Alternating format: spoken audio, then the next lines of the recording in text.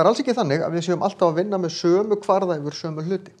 Vissulega eru ákveðnir kvarðar innan SI-kerfisins, en í öðrum löndum er verið að nota allt aðra kvarða.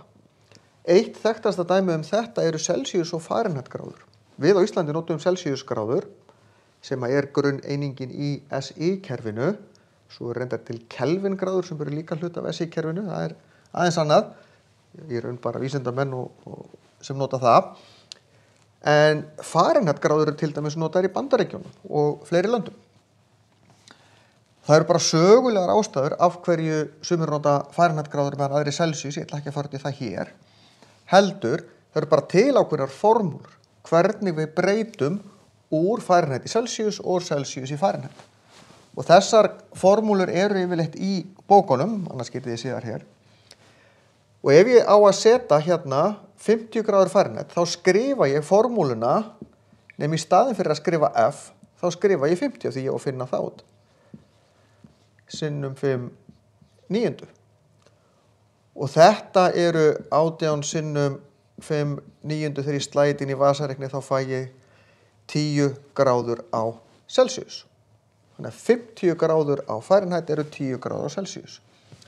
Nákvæmlega eins hér 5 sinnum 9 50 pluss 32.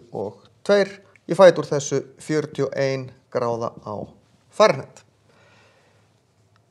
Sumir hafa sagt, býtu, er það ekki erfitt að breyta? Jú, ef Bandaríkjamenn til dæmis ætluðu að breyta yfir í Celsius, þá væri það hræðilegt fyrir þá til þess að byrja með, þangað til þeir venjast því. Er annar kvarðinn betri en hinn? Já, flestum finnst bara það sem þeir lærðu sem krakkar og hafa vanist alla ævi vera þægilegast, en það eru bara kostur og gallar við báða þessa kvarða.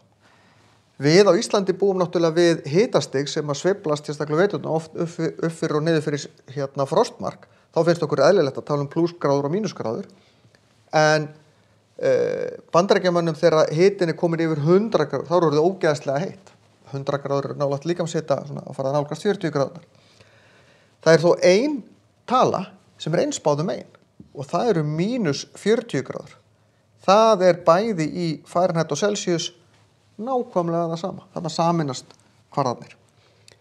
Við erum með fleiri svona kvarða sem er í notkun sem eru ólíkir.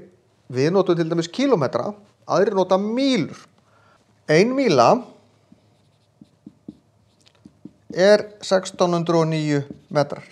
Þannig að ef ég er að breyta hvað eru þetta margar mílur, margir kílómetrar, semst ef ég fer úr mílu í kílómetra, ef ég er að fara í þessa áttina, þá margfalda ég sinnum þessi tala. Ef ég fara í hina áttina, þá myndi ég deila.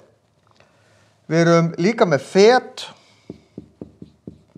sem eru 30,48 centimetrar.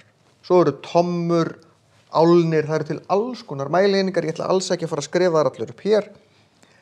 En þetta er alltaf saman, við erum að margfalda eða deila hvort við erum að fara úr stærri yfir í minni eða öfugt. Og þetta sjáu þið bara í bókinni, hver eining er með hverju erum við að margfalda eða